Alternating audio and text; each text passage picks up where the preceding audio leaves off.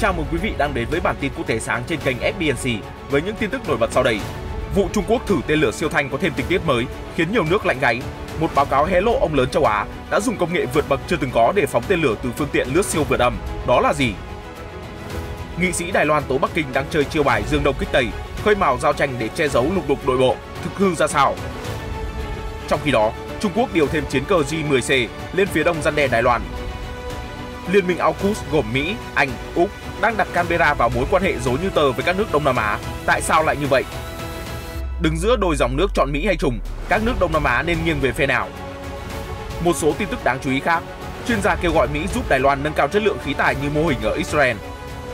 Tướng tình báo Ukraine hé lộ Nga tấn công vào đầu năm sau, Điện Kremlin nói gì? Thủ tướng Ba Lan đến thị sát biên giới với Belarus, cảnh báo cả nước gặp nguy hiểm.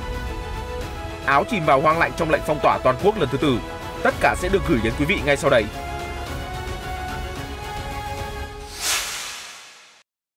Trong những năm gần đây, Biển Đông đã dậy sóng với những màn tranh chấp kịch liệt giữa Trung Quốc và các quốc gia khác như Việt Nam, Philippines. Trong đó, trung tâm chảo lửa nằm ở eo biển Đài Loan, nơi Bắc Kinh tuyên bố Đài Bắc là lãnh thổ đang chờ thống nhất của mình và khẳng định chắc như đinh đóng cột rằng hòn đảo sẽ trở về với đất mẹ. Trước việc xúc tu của Trung Quốc vươn khắp Biển Đông, nghị sĩ Vương Định Vũ thuộc Đảng Dân Chủ Tiến bộ Đài Loan đã lý giải vì sao Bắc Kinh luôn sắm vai kẻ gây hấn. Đồng thời, ông cảnh báo nguy cơ leo thang xung đột quân sự trong khu vực do Trung Quốc muốn dương đông kích tây, che giấu những màn đấu đá nội bộ. Cụ thể, chia sẻ với Express, nghị sĩ Vương nói rằng cộng đồng quốc tế nên chú ý đến những gì đang xảy ra trong chính phủ của ông Tập với việc vị nguyên thủ muốn đắc cử nhiệm kỳ chủ tịch nước thứ 3. Đối với Trung Quốc, chiến tranh hoặc xung đột đôi khi đi kèm với nhu cầu chính trị chứ không phải tính toán hợp lý. Rõ ràng trong nội bộ chính quyền của ông Tập đang có nhiều khuất mắc nên ông ấy cần khỏa lấp bằng cách khơi mào những cuộc xung đột bên ngoài. Ông Vương phân tích, chính trị gia Đài Loan cảnh báo, chúng tôi cần theo dõi chặt chẽ tình hình trong nước của Trung Quốc vì chỉ cần nước này có xung đột nội bộ lớn thì không chỉ Đài Loan mà cả Nhật Bản, Ấn Độ và thậm chí cả Triều Tiên cũng cần phải thận trọng.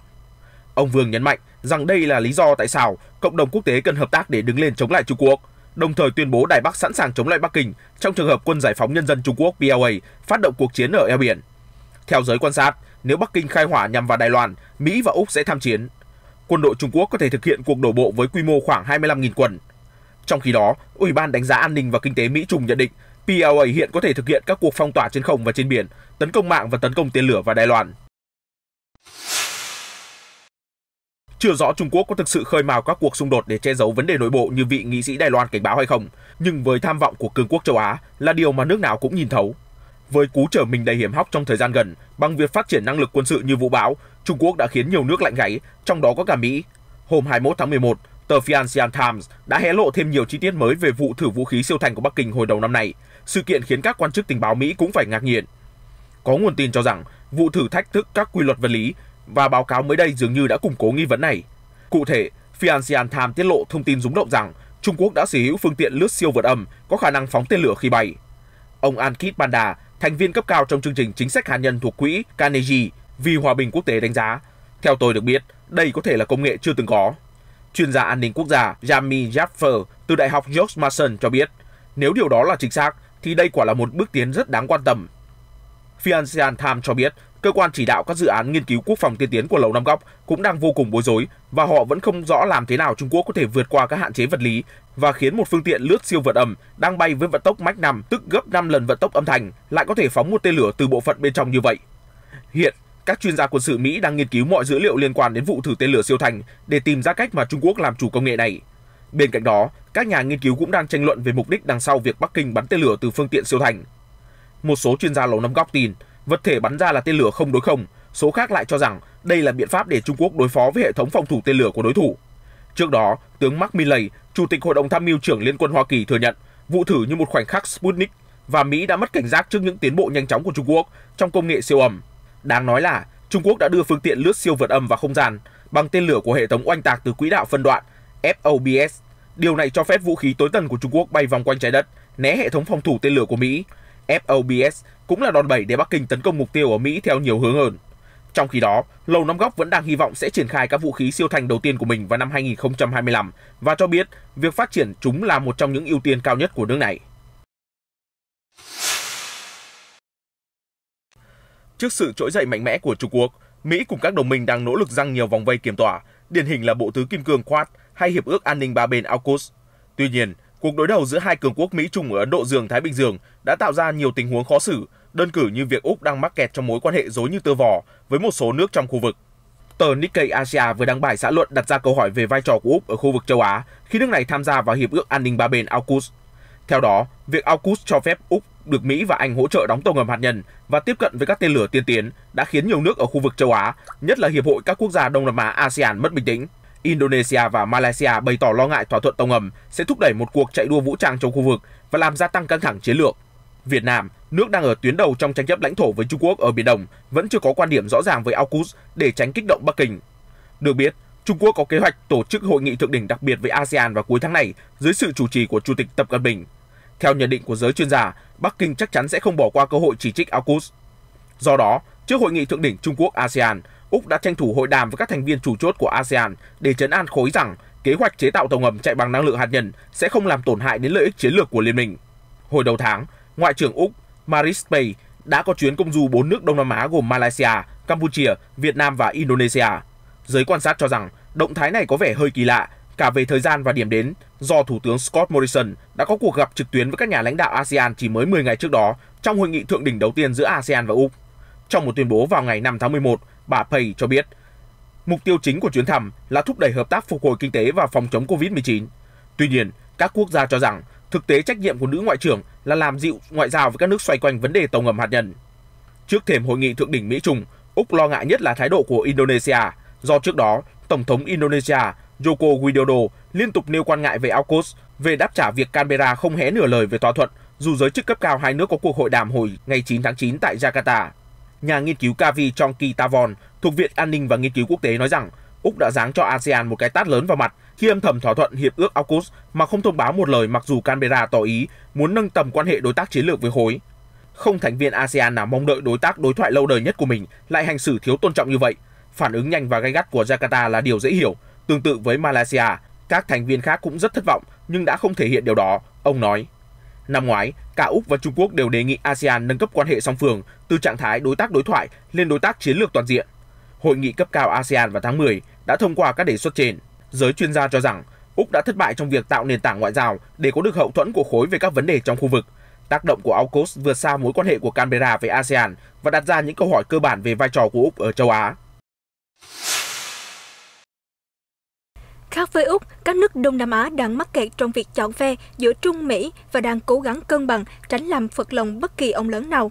Nắm rõ tình thế khó xử của các nước, hôm 20 tháng 11, Ngoại trưởng Trung Quốc Vương Nghị cho rằng các bên thứ ba không nên bị ép buộc phải chọn phe trong cuộc song đấu giữa hai siêu cường Mỹ-Trung. Ông Vương so sánh Trung Quốc và Hoa Kỳ giống như hai chiến hạm khổng lồ trên đại dương, cần phải hết sức tránh va chạm lẫn nhau. Quan điểm này lặp lại lời tuyên bố của Chủ tịch Tập Cận Bình trong cuộc gặp thượng đỉnh với Tổng thống Joe Biden hồi tuần trước. Ông Vương bày tỏ, thay vì một vòng cạnh tranh đấu đá luẩn quẩn, làm phá vỡ các mối quan hệ, ép buộc các nước thứ ba phải chọn phe, thì sự cạnh tranh cần phải tích cực và lành mạnh, dựa trên nguyên tắc đôi bên cùng có lợi. Ngoại trưởng Trung Quốc cho rằng tương lai và vận mệnh của thế giới phụ thuộc vào việc Washington và Bắc Kinh xử lý mối quan hệ một cách phù hợp, tránh khỏi cuộc chiến một mất một còn, lưỡng bại câu thương. Tại hội nghị của Tổ chức Nghiên cứu Chính sách Ngoại giao Indonesia, ông Vương còn nói rằng Trung Quốc luôn sẵn sàng xem xét những vấn đề khác biệt với các nước khác, đặc biệt về tranh chấp chủ quyền lãnh thổ. Trung Quốc có tranh chấp với ít nhất 4 thành viên ASEAN trên Biển Đông, khu vực giàu tài nguyên và có tầm chiến lược cực kỳ quan trọng. Bắc Kinh đã tuyên bố chủ quyền phi pháp đối với phần lớn diện tích vùng biển này, bất chấp sự phản đối của nhiều bên láng giềng và cộng đồng quốc tế. Các nước ASEAN cũng bày tỏ lo ngại về khả năng buộc phải chọn phe khi sự so kè Mỹ-Trung đã chuyển trọng tâm về khu vực Ấn Độ Dương-Thái Bình Dương. Ở diễn biến khác, Trung Quốc cũng đang nỗ lực tạo mối quan hệ tốt đẹp với chính quyền mới của Nhật Bản. Hôm 21 tháng 11, Ngoại trưởng Nhật Bản Yoshimasa Hayashi cho biết đã nhận lời mời thăm Trung Quốc từ người đồng cấp Vương Nghị. Cụ thể, ông Hayashi nói trên truyền hình, chúng tôi đã nhận lời mời và sẽ sắp xếp. Hiện chưa rõ thời gian chính xác diễn ra cuộc gặp, nhưng đây sẽ là lần đầu tiên lãnh đạo ngành ngoại giao hai nước hội đàm trực tiếp kể từ tháng 12 năm 2019. Sức mạnh của Nhật Bản nằm ở khả năng đối thoại với cả Mỹ và Trung Quốc, không phải chỉ chờ chờ đợi họ, trích lời Ngoại trưởng Hayashi nhấn mạnh. Năm sau đánh dấu tròn nửa thế kỷ bình thường hóa quan hệ ngoại giao giữa Nhật Bản và Trung Quốc. Chính phủ Nhật đã khẳng định theo đuổi mục tiêu xây dựng quan hệ Nhật-Trung ổn định và phát triển tích cực. Trong bối cảnh Tokyo cân nhắc cuộc gặp cấp cao với Trung Quốc, hai bên nảy sinh hàng loạt mâu thuẫn âm ỉ, bao gồm Bắc Kinh điều tàu áp sát vùng biển xung quanh đảo tranh chấp Senkaku do Tokyo kiểm soát và tăng cường dọa nạt Đài Loan. Ngoại trưởng Hayashi đã bày tỏ lo ngại về những vấn đề này trong cuộc điện đàm với ông Vương vào hôm thứ Năm tuần trước. Mặt khác, về việc chính quyền Tổng thống Joe Biden cân nhắc tẩy chay ngoại giao Thế vận hội mùa đông Bắc Kinh 2022 để phản đối vi phạm nhân quyền, ông Hayashi nói rằng mỗi nước có cách nghĩ khác nhau. Gần đây, Trung Quốc thể hiện sự hòa hiếu nhiều hơn là gây hấn với Mỹ và các đồng minh. Tuy nhiên, trên thực tế, các bên vẫn khó tìm được tiếng nói chung trong nhiều vấn đề, nhất là về Đài Loan. Mặc cho Washington và đồng minh liên tục kêu gọi kiềm chế, Bắc Kinh chưa bao giờ từ bỏ tham vọng thôn tính hòn đảo. Quân đội Giải phóng Nhân dân Trung Quốc cũng đang trang bị dàn khí tài hầm hố để tăng cường khả năng răn đe Đài Loan. Hôm 21 tháng 11, truyền thông Bắc Kinh cho biết lực lượng không quân Bộ Tư lệnh Quân khu phía Đông gần đây đã thay thế một số máy bay chiến đấu J-7 cũ bằng chiến đấu cơ J-10C tiên tiến. Động thái được tiến hành ngay sau khi Đài Loan triển khai dàn tiêm kích F-16V tối tân của Mỹ vào hôm 18 tháng 11. Theo đài CCTV, 9 máy bay chiến đấu J-7E đã được di chuyển khỏi một căn cứ không quân ở phía đông tỉnh Quảng Đông, Trung Quốc, nhường chỗ cho máy bay chiến đấu J-10C nội địa. Các nhà phân tích cho biết J-10C đã được triển khai tại một số đơn vị không quân POA khác. Thế hệ này tiên tiến hơn so với J-7E và mang lại nhiều lợi thế chiến đấu hơn cho các phi công. Đại tá Wang Hongbo, phi công thuộc lữ đoàn trực thuộc lực lượng không quân Bộ Tư lệnh Quân khu phía Đông, tiết lộ ông đã chuyển sang lái máy bay J-10C được gần nửa năm. Ông chia sẻ với CCTV rằng chiếc máy bay mới đã thay đổi cách ông nhìn nhận về tác chiến thực địa. Trong khi chiếc J-7 cũ sử dụng điều khiển bay cơ học, thì J-10C được trang bị điều khiển điện tử. Như vậy, phi công có thể tập trung hoàn toàn vào chiến trường thay vì chú tâm lái máy bay như trước. Thông tin vận hành các tiêm kích J-10C mới được Trung Quốc công bố sau khi Đài Loan đưa vào triển khai dàn tiêm kích F-16V do Mỹ sản xuất. Theo thời báo Hoàn Cầu, truyền thông Đài Bắc cho rằng F-16V có thể đối đầu với máy bay tàng hình J-20 của POA, là máy bay chiến đấu hạng nặng thế hệ thứ 5. Nhưng trên thực tế, F-16V chỉ là một máy bay chiến đấu hạng trung thế hệ 4.5 và J-10C của POA đã đủ sức cạnh tranh với nó. Một chuyên gia quân sự cho biết việc đưa thêm J-10C vào vận hành sẽ càng làm gia tăng khoảng cách sức mạnh giữa đôi bờ eo biển Đài Loan. Đài CCTV cũng tiết lộ, ngoài máy bay chiến đấu J-10C, lực lượng không quân Bộ Tư lệnh Quân khu phía Đông của POA trước đó đã được chuyển giao nhanh chóng máy bay chiến đấu hạng nặng J-16 tiên tiến. Trong lúc bị Trung Quốc ra sức bóp nghẹt trên khắp mặt trận, thời gian gần đây, Đài Loan may mắn nhận được nhiều sự ủng hộ từ quốc tế. Hôm 20 tháng 11, đại diện Đài Loan ở Hungary, ông Liu Shichung đã nhấn mạnh tầm quan trọng của an ninh Đài Loan đối với an ninh thế giới. Ông cũng kêu gọi các nước Trung và Đông Âu mở rộng hợp tác với Đài Loan. Ông Liu đã đưa ra đề nghị trên khi được mời phát biểu về an ninh Đài Loan tại diễn đàn của Viện Cộng hòa Quốc tế ở Budapest, Hungary. Ông Liu cho rằng đứng trước nhiều thách thức toàn cầu, vấn đề an ninh Đài Loan không còn chỉ giới hạn trong lĩnh vực quân sự. Công nghệ, kinh tế và dân chủ giờ đây cũng là những mặt trận chủ chốt để giúp hòn đảo đảm bảo an toàn, thể hiện hình ảnh tích cực và đáng tin cậy trên trường quốc tế. Ông Liu chỉ ra, Chủ tịch Tập và Tổng thống Biden đã dành thời lượng đáng kể để nói về Đài Loan trong hội nghị thượng đỉnh, qua đó chứng minh tầm quan trọng của an ninh Đài Loan.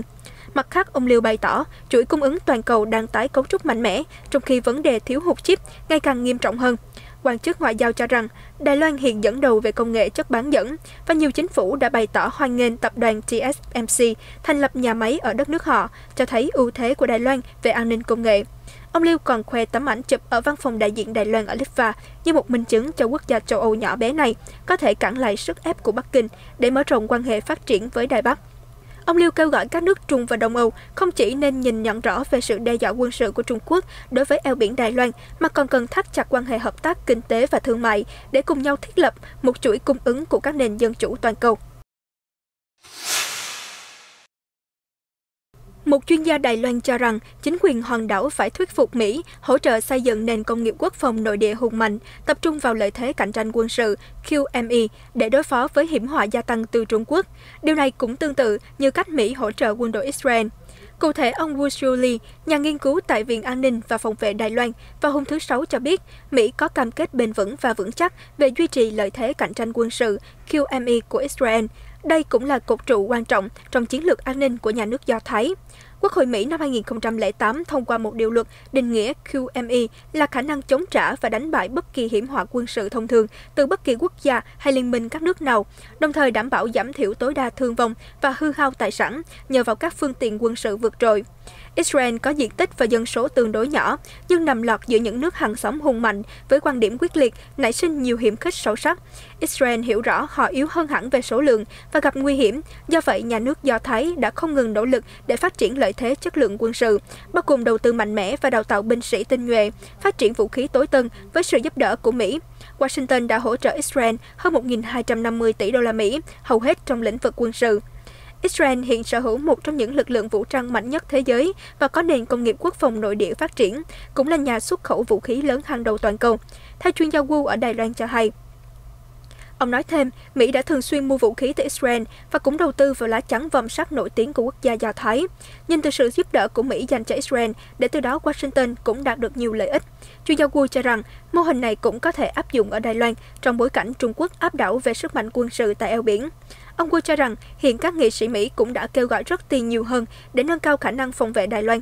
Hồi đầu tháng này, một nhóm thượng nghị sĩ Mỹ do ông Jim Rich dẫn đầu đã đề xuất đạo luật răn đe của Đài Loan, trong đó muốn hỗ trợ hòn đảo 2 tỷ đô la Mỹ mỗi năm theo chương trình tài chính quân sự nước ngoài từ năm 2003 đến 2032. Theo đó, tổng số tiền sau một thập kỷ lên tới 20 tỷ đô la Mỹ, có thể bao gồm gói bắn tên lửa siêu thanh. Song song đó, một dự luật khác cũng được thượng nghị sĩ John Hawley đưa ra vào đầu tháng 11, đề nghị phân bổ 3 tỷ đô la Mỹ mỗi năm cho Đài Loan từ năm 2023 đến 2027 để giúp sản xuất vũ khí, huấn luyện binh sĩ và một số hỗ trợ khác. Đổi lại, ông Wu nhấn mạnh, Đài Loan cũng phải đầu tư mạnh mẽ hơn để nâng cao khả năng phòng vệ, lấy ít, địch nhiều, tập trung vào chất lượng khí tài để chống lại số lượng áp đảo của kẻ địch. Muốn được Mỹ giúp đỡ, trước hết Đài Loan phải tự giúp mình và mở ra những giá trị lợi ích chung cho các đối tác. Điện Kremlin hôm Chủ nhật ngày 21 tháng 11 đã cáo buộc phương Tây tự tay thổi lửa cho mâu thuẫn xung quanh Ukraine bằng cách lặp lại cáo buộc Nga âm mưu tấn công nước hàng xóm. Ngoại trưởng Antony Blinken vào hôm thứ Bảy cho biết, Mỹ có những lo ngại thật sự và chia sẻ mối bận tâm với đối tác châu Âu về động thái của Nga ở biên giới Ukraine sau khi Kiev e rằng Moscow có thể chuẩn bị xâm lược. Các quan chức Mỹ, NATO và Ukraine đã đưa ra những tuyên bố tương tự trong 2 tuần qua, đề cập Nga tập kết binh sĩ bất thường. Chuẩn tướng Kirilo Budanov, lãnh đạo cơ quan tình báo Ukraine vào cuối tuần nói rằng Nga hiện có hơn 92.000 binh sĩ gần biên giới và dự kiến có thể tấn công vào cuối tháng 1 hay đầu tháng 2 năm sau. Tướng Budanov cho biết đòn tấn công có thể bao gồm không kích, khai hỏa lựu pháo và triển khai xe thiết giáp. Theo sau đó là oanh kích vào miền đông, tấn công đổ bộ cảng Odessa và có một nhánh xâm lược nhỏ hơn thông qua nước láng giềng Belarus. Moscow đã bác bỏ mọi sự nghi ngờ của Ukraine và đồng minh phương Tây. Trái lại, cáo buộc Mỹ và NATO tăng cường hoạt động quân sự nguy hiểm ở khu vực. Trong bài phát biểu trên truyền hình nhà nước vào hôm Chủ nhật, phát ngôn viên Điện Kremlin Dmitry Peskov cho rằng sự hoảng loạn ở khu vực là do chính tay Mỹ và đồng minh gieo rắc. Chúng tôi bị cáo buộc về hành động quân sự bất thường trên lãnh thổ của mình bởi những thế lực đem binh sĩ băng qua cả đại dương. Phải, đó chính là Hiệp chủng quốc Hoa Kỳ. Điều đó không logic mà cũng không lịch thiệp. Người phát ngôn Điện Kremlin kêu gọi NATO hãy ngừng việc tập trung lực lượng gần biên giới Nga và ngừng cung cấp vũ khí hiện đại cho Ukraine. Trước đó, Mỹ đã chuyển 2 tàu tuần tra cũ cho Ukraine, giúp hải quân nước này gia tăng sức mạnh xung quanh Biển Đen. Ukraine, nước luôn nung nấu ý định gia nhập NATO, cũng nhận được lô hàng đạn dược từ Mỹ vào đầu năm nay, và sau đó có thêm tên lửa chống tăng Javelin, một động thái khiến Moscow nổi cơn thịnh nộ. Thủ tướng Ba Lan Mateusz Morawiecki cho biết, ông sẽ tiếp tục đối thoại với các nước đồng minh để giải quyết bài toán di cư. Thủ tướng cho rằng, viễn cảnh tồi tệ nhất vẫn chờ chúng ta ở phía trước. Ông phát biểu khi đến thị sát một đồn tuần tra ở biên giới Ba Lan và Belarus vào ngày 21 tháng 11. Mặt khác, ông Morawiecki cảm ơn lực lượng biên phòng và các binh sĩ vì hoàn thành nhiệm vụ trong cuộc đối đầu biên giới, chẳng khác gì chiến trường này. Thủ tướng Ba Lan đã cáo buộc Belarus đã phát động chiến tranh lai thay vì chiến tranh thông thường, rắp tâm dùng khủng hoảng di cư như một vũ khí tấn công Liên minh châu Âu. Tuy nhiên, Belarus cho biết đã giải tán một trại tị nạn gần biên giới vào ngày 18 tháng 11 và bắt đầu hồi hương nhiều người về Iraq. Ông Morawiecki khẳng định lực lượng biên phòng Ba Lan đã ứng phó với làn sóng di cư một cách thông thường và hiệu quả, và bất kỳ cáo buộc nào về ngược đãi đều xuất phát từ những âm mưu hèn hạ. Theo đó, Ba Lan bác bỏ những cáo buộc của nhiều nhóm nhân quyền về cách đối xử tệ hại với người di cư, đẩy họ lùi về phía lãnh thổ Belarus một cách thô bạo. Tổng thống Belarus Alexander Lukashenko hôm thứ Hai ngày 22 tháng 11 cho biết nước này đang chờ câu trả lời từ Liên minh châu Âu EU về việc có tiếp nhận 2.000 người nhập cư mắc kẹt ở biên giới hay không. Tổng thống Lukashenko nói Belarus sẽ yêu cầu Đức tiếp nhận người tị nạn, trong khi EU đã không liên lạc với Minsk về vấn đề này. Nhà lãnh đạo Belarus cũng cảnh báo Ba Lan nên cân nhắc hậu quả nếu đình chỉ tuyến tàu hỏa xuyên biên giới. Khi kịch bản đó xảy ra, lộ trình đường sắt sẽ phải chuyển sang khu vực xung đột ở miền đông Ukraine, tạo nên những mầm họa khó lường. Gần đây, EU đã luôn cáo buộc Belarus vận chuyển hàng ngàn người di cư từ Trung Đông và ép buộc họ vượt biên nhằm trả đũa đòn trừng phạt trước đó của phương Tây, chống lại hành vi gian lận bầu cử và vi phạm nhân quyền của chính phủ ông Lukashenko. Minsk và đồng minh Moscow đã nhắc đi nhắc lại tuyên bố rằng họ không nhúng tay vào khủng hoảng di cư ở biên giới. Áo vừa bước vào đợt phong tỏa toàn quốc lần thứ tư vào đầu tuần này, ngày 22 tháng 11, bất chấp hàng vạn cư dân, chủ yếu là người ủng hộ phe cực hữu, đã biểu tình ở thủ đô Viên. Họ phản đối các biện pháp tái áp đặt hạn chế ngăn Covid-19, dù châu Âu đã quay lại là tâm dịch mới của toàn cầu. Chính phủ Áo cũng thông báo sẽ bắt buộc tiêm chủng từ ngày 1 tháng 2, trong bối cảnh một phần đáng kể dân số nghi ngờ sâu sắc về tiêm chủng. Quan điểm này được thúc đẩy bởi Đảng Tự do cực hữu, đảng lớn thứ ba trong Quốc hội. Hôm thứ Hai, khi lệnh phong tỏa có hiệu lực, đường phố yên tĩnh hơn thường ngày, các quán cà phê vắng lặng và những cửa tiệm đóng cửa im lìm. Hiện các nhà hàng, quán cà phê, quán bar, nhà hát, tiệm làm tóc và cửa hàng không thiết yếu buộc phải đóng cửa trong ít nhất 10 ngày, có thể là 20 ngày theo chính phủ cho biết. Thị trường Giáng sinh, vốn thu hút một lượng du khách khổng lồ, đã vội đóng cửa dù chỉ mới dục dịch khởi động. Trước đó, khoảng 40.000 người biểu tình ôn hòa ở thủ đô Áo vào hôm thứ Bảy với chỉ 7 người bị bắt. Thế nhưng, biểu tình diễn ra hỗn loạn hơn ở Bỉ và Hà Lan trong cuối tuần qua. Thị trường chứng khoán đã phản ứng tiêu cực, chứng kiến đà giảm tuần thứ hai liên tiếp vào ngày 21 tháng 11 và đồng euro đang gặp khó khăn đứng trước hàng loạt biện pháp phong tỏa mới ở châu Âu. Chiến lược gia Sebastian Galli từ công ty dịch vụ tài chính Soies Generale nhận định vấn đề ở châu Âu là sự lây lan Covid-19 sẽ dẫn đến nhiều lệnh phong tỏa và biện pháp hạn chế với người chưa tiêm phòng, được ban hành tiếp nối nhau trong 2 tuần nữa. Điều đó lại gây ảnh hưởng xấu đối với nhiều ngành dịch vụ và dẫn tới tăng trưởng âm. Chỉ khoảng 66% dân số Áo đã tiêm phòng đầy đủ ngừa Covid-19, tỷ lệ thấp bậc nhất Tây Âu. Hôm 21 tháng 11, hàng nghìn người Ý du ngoạn chợ Giáng sinh ở thành phố Trento, miền Bắc nước này vào dịp cuối tuần, bất chấp lo ngại về tỷ lệ ca nhiễm Covid-19 đang tăng lên mỗi ngày. Những người tham dự phiên chợ phải xuất trình thẻ xanh, tức giấy chứng nhận đã tiêm chủng vaccine ngừa Covid-19 đầy đủ, có kết quả xét nghiệm âm tính với SARS-CoV-2 hoặc đã điều trị khỏi bệnh. Du khách bắt buộc đeo khẩu trang trong thời gian tham quan, mua sắm, trừ khi ăn uống tại các quán trong khu chợ. Ban tổ chức đã phát thẻ để giới hạn số lượng khách. Khu chợ bố trí nhiều lối vào để tránh tình trạng xếp hàng, tụ tập và thuận tiện để các nhân viên an ninh tuần tra đảm bảo du khách tuân thủ các quy tắc phòng chống dịch. Trong những tuần gần đây, Ý là một trong những quốc gia ở châu Âu ghi nhận số ca nhiễm gia tăng đáng kể. Vào hôm 21 tháng 11, nước này đã phát hiện 9.709 ca nhiễm COVID-19 mới, 46 ca tử vong. Dù vậy, những du khách mua sắm đồ trang trí và quà Giáng sinh tại chợ cho biết họ tin tưởng vào các quy trình an ninh và phòng chống dịch nghiêm ngặt ở khu chợ.